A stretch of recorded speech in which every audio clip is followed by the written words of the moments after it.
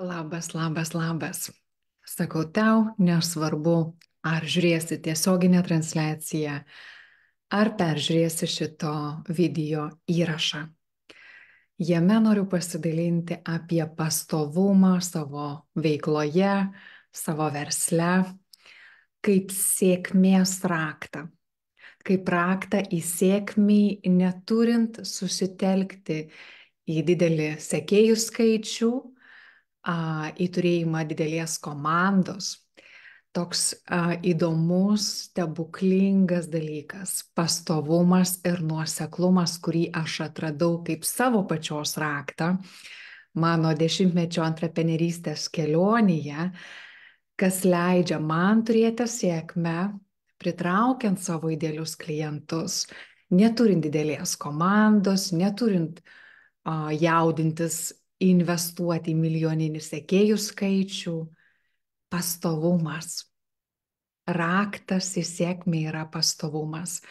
Ir tai yra apie pastovumą, nuoseklumą tavo veido online teritorijoje, tavo veido medijoje socialinėje, tavo pasirodymo savo veiklai, savo klientams, savo misijai ir taip pat naujiems potencialiems klientams, savo darbui.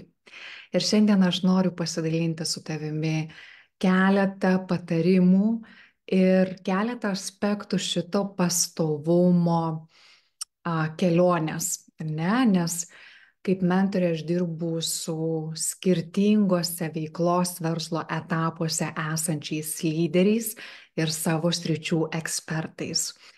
Tai pastovumo aspektas skirtingose etapuose veiklos ar verslo vedime yra skirtingi niuansai veikia. Tai šiandien apie juos pakalbėsiu. Ir dabar kurgi tu atrandi save, kas liečia nuoseklumą ir pastovumą tavo veiklos vedime, tavo misijos, tavo darbo, kad ir kaip tu tai vadini, reprezentavime, pristatyme, tiesiai į rankas tiems žmonėms, kuriems yra skirta tavo dovana. Tai aš pastebiu, kad gali būti iš patirties dirbant su klientais, pastebiu, kad gali atrasti save besijaučiant drovę. Tai reiškia, turi išminties, patirties bagažą, tačiau sėdi ant to auksinio puodo įkūnytos išminties, todėl kad galbūt nepasitikė, kad esi pakankamai kvalifikuota dalintis šitomis žiniomis.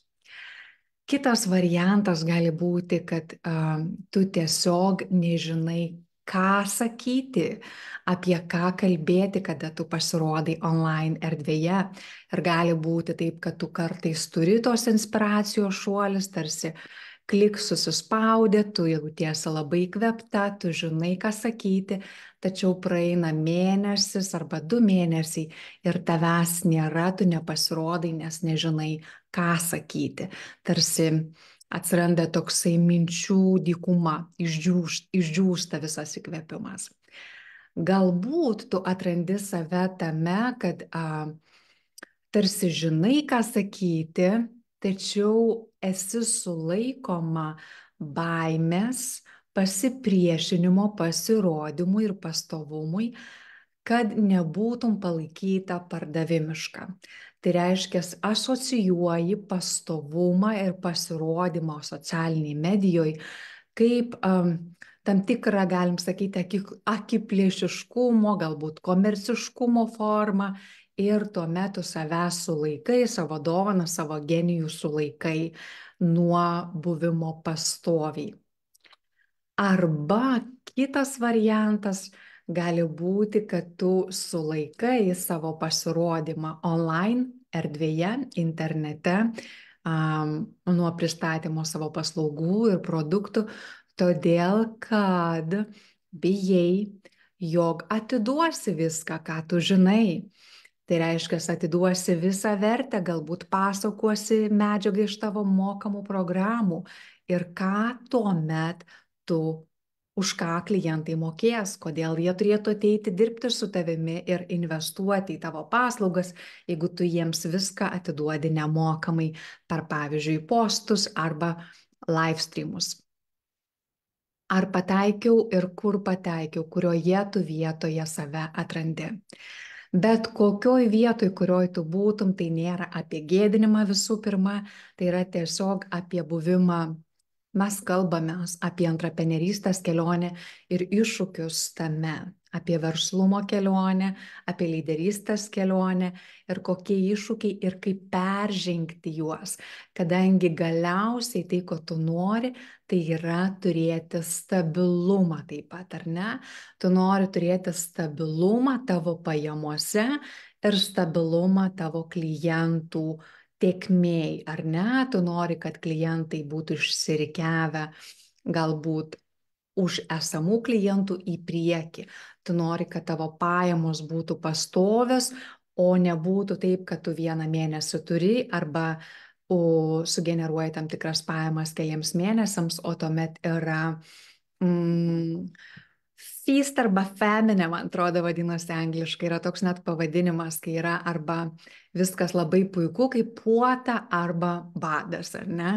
Tai tu nori išlikti, auginti savo pajamas, nori auginti savo lyderystę, savo ekspertizę, būti matoma kaip autoritetas, kaip lyderis savo srities, nori pritraukti ir būti pirmuoju pasirinkimu tavo idealiems klientams, nori generuoti ir kad į tave investuoti, į tavo paslaugas, aukštą vertę. Taigi kalbam apie pastovumą kaip vieną iš raktų. Ir ypač šitas momentas, kodėl aš skatinu savo klientes į pastovumą, visų pirma, jeigu esi startupas, reiškia, jeigu esi pradedančioji. Labai svarbu suprasti vietą, kurioje tu esi ir nežiūrėti į kitus socialiniai medijoje, į tavo kolegas, kurie gali mažiau būti pastovus savo pasirodyme arba paslaugų pristatyme, todėl kad jie turi įdirbį. Tai galbūt jie buvo pastovus savo pirmaisiais veiklos ar verslo vedimo metais, statymo to autoriteto.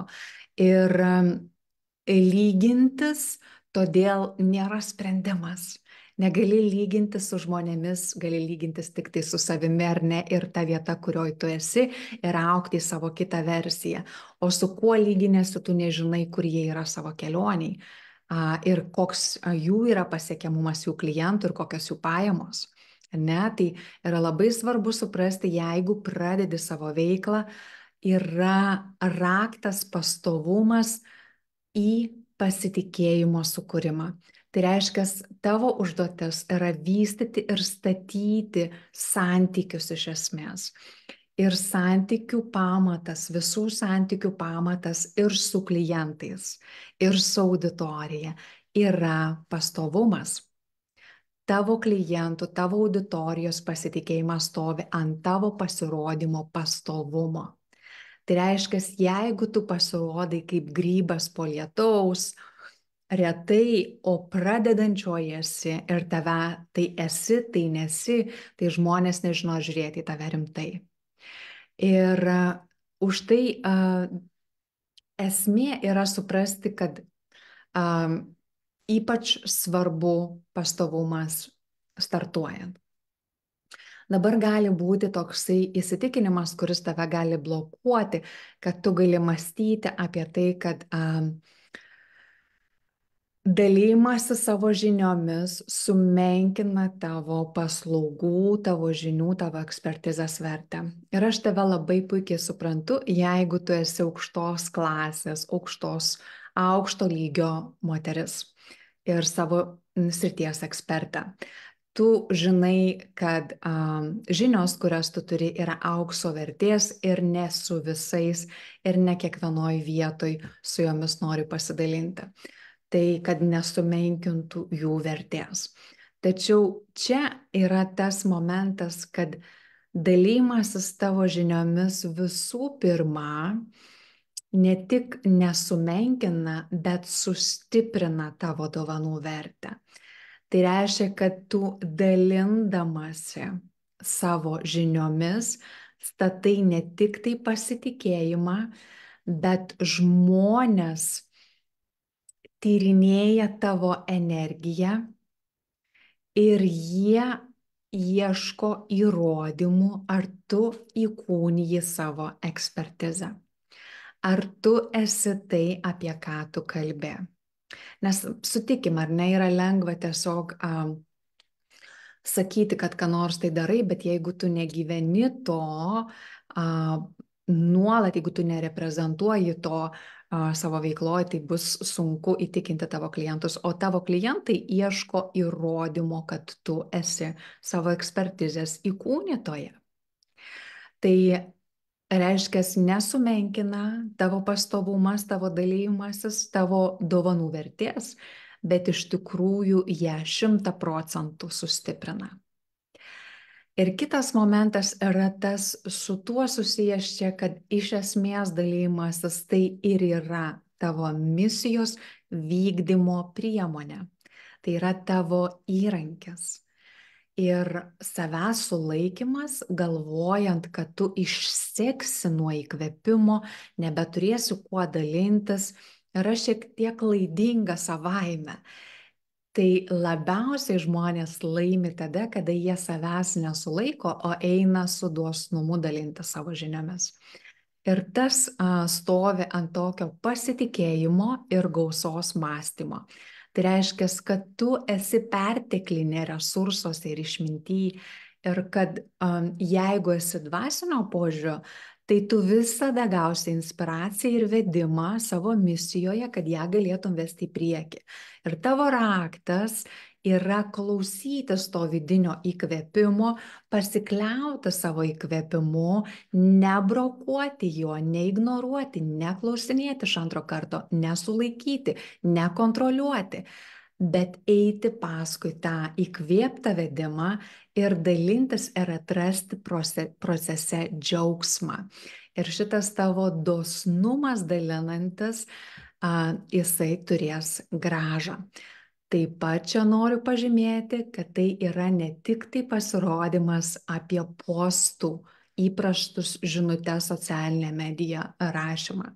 Tai yra taipogi susijęs su maitinimu santykiu. Tai reiškia, įsivaizduok, tu ar pradedančioji esi ir kuri savo lyderystę, savo matomumą, savo autoritetą, savo idealios auditorijos akise. Ir tavo klientai žiūrėti į tave nori kaip į autoritetą. Tai yra apie santykių maitinimą. Bet kokie santykiai reikalauja investicijos į juos. Ir jeigu tavo požiūris ateinant į verslą arba veiklą yra apie vien tik tai, kad gautum klientą, yra šiek tiek dvasinio išsiderinimo ir išsiderinimo ir susilgiavime. Kada aš dirbu su klientais, aš dirbu ne tik tai apie strateginę verslinę praktiką, bet ir taipogi apie energetiką ir tavo mąstymo blokus. Tai vienas iš tų blokų yra tas, kad mes investuojame į santykius su intencija ir ketinimu, kad ta investicija gali duoti grąžą tau ilguoju laikotarpiu. Tai labai dažnai tos investicijos į savo klientus ir auditoriją atsiperka didelę grąžą per eilę metų.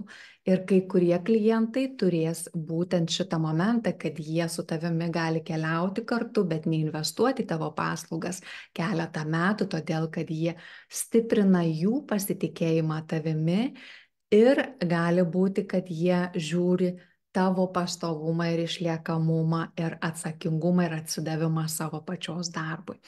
Tai čia kalbu apie tai, kad iš esmės, ką kalbėjau, tai yra apie pradedančiuosius. Ir jeigu pradedančiuosius ir tiek pažengusius, kada esmė yra ir apie klientų santykių, auditorijos santykių maitinimą. Dabar noriu šiek tiek pabrėžti tą momentą, kad Gali būti toksai momentas, kad, kaip sakiau pradžioj, gali būti, kad tu baiminiesi, jo klientai neateis dirbti su tavimi, todėl kad tu viską atiduosi arba jie tiesiog gauna tavo energiją. Atsimink tai, kad žmonės turi jausti tavo energiją, ypač technologijų pasaulyje, ypač tame vandenio amžiuje, į kurį mes vis ateinam, tai yra technologinis amžius, viskas keliasi į online. Jeigu tavęs nėra online, sako, tavęs visai nėra šiandien. Tai ta esmė yra, tas pasakymas yra gana stiprus šiandieną, mes turim turėti tai omenyje kaip savo paslaugų tiekėjai ir suprasti, kad dažnai žmonės, bet kaip kalbėjau, jie investuoja į tavo energiją, jie tikrinasi, ar tu esi savo ekspertizės įkūnytoje, ar tu darai tą, ką tu kalbi, ar tu esi tuo, ką tu kalbi. Ir taipogi tai yra susijęs su tuo, kad jiems vis tiek reikia įgyvendinimo procese tavęs. Tai tavo idealūs klientai pamatę tave, pajautę tave, išgirdę tavo ekspertizę ir žinias, vienas dalykas, jie gali tiesiog norėti būti tavo lauke ilgesnį laiką, nes jiems galbūt kažkas atsiverinėja mąstyme, gal kažkokia inspiracija, gal jie prajuda pro proveržius. Ir antras dalykas, tavo žinių ir ekspertizės yra reikia įgyvendinime. Nes net jeigu mes ir turime dirbtinį intelektą šiandien, kuriame yra informacijos, daug žmonių nėra savarankiški, kad tai įgyvendintų be pagalbos, be vedimo, o kiti tiesiog nesupranta. Ir todėl tavo pastovumas ir tiesiog rodau, kur kartais būna blokai mąstyme ir kaip turėtų mąstyti, jeigu sieki pozicionuoti save kaip autoritetą ir pritraukti savo idealius klientus. Tai jiems tavęs vis tiek reikės. Dabar kitas momentas, į kurį noriu pereiti, yra tas, kad jeigu tu esi jau pažengusi ir esi atsiradusi, atrandi save toje vietoje, kur iš tikrųjų per daug duodi ir jautiesi per mažai įvertinama ir per mažą atlygį turi, tai yra kita kalba. Tuomet tavo užduotis yra, žinau ir suprantu tavo kelią, ką tu gali norėti daryti, tai yra nusivylusi savo dideliu davimu ir buvimu per mažai vertinta arba atlyginta, arba tiesiog nepritraukia tų klientų ir jie klausosi tavęs, deda laikus ir širdeles, bet neina su tavimi dirbti. Aš suprantu nusivylimą, kuriame tu gali jaustis. Ir čionais raktas yra būtent investuoti į savo įgūdžius. Čia yra vienintelis raktas pažengusiems lyderiams ir ekspertams savo sričių, verslo, ambicingiems savininkams investuoti į įgūdžius arba į pagalbą. Tai reiškia, yra reikalingi įgūdžiai tame, kaip tu aiškiai, pastoviai ir pasitikinčiai komunikuoji savo darbo vertę ir kam tai skirta.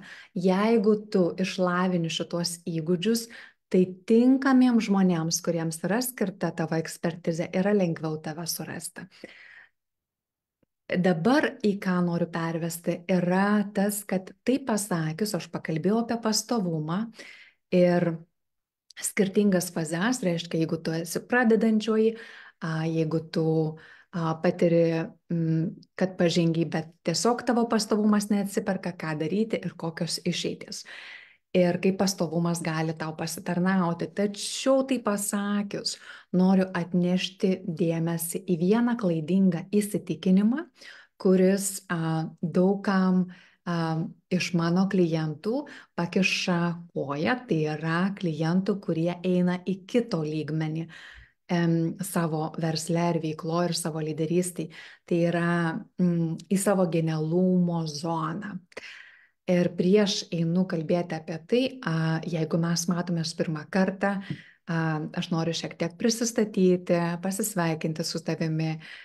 Mano vardas yra Viktorija Sage, esu mentorė ambicingoms ir apdovanotoms, išskirtinai apdovanotoms ir ambicingoms moteriams versle, savo sričių ekspertams ir padedu joms padaryti tranzitą į kitą lygmenį jų lyderystėje, jų įtakoje, jų pajamose, be savęs spaudimo ir be persidirbimo ir be turėjimo sprausti save į bet kokias griežtas ir tau nenatūralias verslo strategijas. Sugrįžtant prie to, ką mes kalbėjom, tai yra apie pastovumą ir nepastovumą. Reiškia, kaip mentorė aš derinu, mano unikalus būdas yra tas, kad derinu ne tik tai strateginę, praktinį vedimą savo klientams, bet taip pat mes dirbame su asmeniniu augimu ir su požiūriu į lyderystę. Tai pastovumas yra vienas iš požiūrių į lyderystę, kurį mes keistumėm, jeigu mes dirbtumėm kartu. Būtent dėl tų pagrindų, kuriuos sakiau, tai yra maitinimas savo klientų, savo auditorijos, tai yra tavo matymas tavęs kaip lyderės, tai yra tavo žengimas priekyje, tai yra tavo dvasinės misijos įgyvendinimo atsakomybė. Ir tačiau, tai pasakius, sugrįžtu prie tų klientų, kurie ir galbūt tavęs, jeigu iš tikrųjų vertini ir brangini savo laiką, žinias ir energiją. Tai koks yra raktas išeiti iš buvimo nuolat ir online? Tai reiškia, mano kaip mentorės vedime, jisai yra labai skirtingas nuo mainstreamo, tai reiškia nuo tipiškų dalykų, ką tu matai socialiniai erdvėjai. Tai reiškia, mes kalbam apie 80% veiklų ir verslų, kurie veda pagal mainstream modelį. Tai yra masėms skirti produktai ir paslaugos. Kada aš dirbu su savo klientais, išskirtinai apdovanotomis ir ambicingomis asmenybėmis, kurios iš tikrųjų yra čia tam, kad turi požiūrį kurti įtaką savo srityje ir nori gyventi laisvę ir finansinę gerovę paremtą asmeninį gyvenimą savo sąlygomis. Tai esmė yra ta, kad tau nereikia būti pastoviai nuolat. Ir tai iš tikrųjų yra paremta būtent skirtingų veiklos modelių arba, sakykime, tavo augimu į kitą lygmenį. Tai reiškia, jeigu tu jau pastatei tam tikrus pamatus, savo pastovumą, ką mes tuo metu darome. Tai čionais eina šiek tiek refinement angliškai, tai yra išgryninimas. Ir visas mano darbas klientų yra būtent tranzitas į kitą lygmenį ir jisai yra paremtas išgryninimu tavo unikalios ekspertizės, tavo genialumo zonos, tavo stipriųjų savybių atskleidimo ir teisingo tavęs pozicionavimo rinkoje. Tai reiškia, tavo prekės ženklas, tavo verslas yra pozicionuojamas teisingoj vietoj. Tai viskas tame yra susijęs su strateginiu matomumu ir strateginiu pastovumu, kuris yra paremtas tuo, kad tu aiškiai žinai, kur yra tavo vieta ir pozicionavimas rinkoje ir ta komunikuoji tinkamiems žmonėms. Tai reiškia, kiekvienas tavo pasirodymas yra su pozicija, niša rinkoje ir su tinkama auditorija kalbiesi. Antras dalykas iš to išeina tai, kad pradedi teikti kokybei pirmenybę vietoj kiekybei. Tai reiškia, nebent tu mėgsti kiekybę ir tu esi super aktyvi ir tau patinka labai daug dalykų ir sudėtinga verslą turėti. Aš paprastai dirbu su klientų verslų supaprastinimu ir tuo, kad išlaisvintumėme tavo didelį užimtumą ir darimą, buvimą busy dalykuose, kurie iš tikrųjų nepajudina nieko veikloje į priekį, ar ne? Tai mes einame į tą supaprastintą strategiją ir kokybinį pasirodymą vietoj kiekybinį. Tai reiškia, tavo su strateginiu pozicionavimu, kalbėjimu tinkamiems žmonėms, tavo ir kokybiškų pasirodymų tu gali padidinti savo pasirodymų ir pastovumo efektyvumą tam, kad turėtum klientus mokius, investuojančius, norinčius su tave dirbti ir turėtum klestinti verslą arba veiklą, o ne tiesiog gražų hobį, ar ne, kuris išnaudoja daug energijos ir jėgų vien tik tai pasirodyti viešai, ar ne? Tai taip pat yra tas momentas, kad aš savo klientus, kada mes išeinam iš to perteklinio pasirodymo ir pastovumo vedu į tai, kad nėra būtina tau pasirodyti pastoviai, jeigu tu strategiškai pozicionuoji save, žinai, su kuo kalbėsi, žinai, ką sakyti ir jeigu tu atneši iš tikrųjų kiekybišką, kokybišką vertę su savo pastovumu. Ir ką čia noriu pasakyti, kad aš net savo klientams rekomenduoju imti pauzes jų darbe, strateginės pauzes, strateginės pertraukas, kurios yra skirtos investuoti į kitus dalykus, kurie yra svarbus tavo veikloje. Tai yra vienas dalykas, tai esi tu pati. Tai reiškia, tavo savipriežiūra, tavo edukacija yra labai svarbi tam, kad tu stiprintum savo įkūnijimą, savo ekspertizės ir jaustumėsi gerai ir pasirodytum efektyviai, ar ne? Kitas momentas yra tavo klientai, žinoma, kad atsitrauki investuoti į savo klientus esamus, su kuriais tu dirbi, ir žinoma, kad atsitrauki investuoti į savo pačios darbą, tai yra į savo amatą. Ir jį poliruoji ir tobulini tol, kol jisai tampa toks, kad žmonės negali tavęs pamiršti. Tai reiškia, jie prisimena tave net ir tada, kai tavęs nėra online. Ir čia kalbam apie tai, kada tu tampi savo srities autoritetu, tai reiškia lyderiaujančią ekspertą savo srityje. Ir tai yra raktas į tai, kad tu turi teisę pasiimti atostogas ir pertraukas ir tavo pradingimo savaitę arba dvi net nepastebės, todėl kad tavo brandas ir verslas, į kurį tu jau investavai, jisai savaime turi savo pozicionavimą rinkoje, jis jau skleidžia savo žinutę ir jis jau dirba, tu dirbi ant savo įdirbio. Tai tos pauzės, tos pertraukos yra strateginės ir gali tai sau leisti be baimės, kad prarasi auditorijos pasitikėjimą ir dėmesį. Tačiau į tai ateiti yra kelias.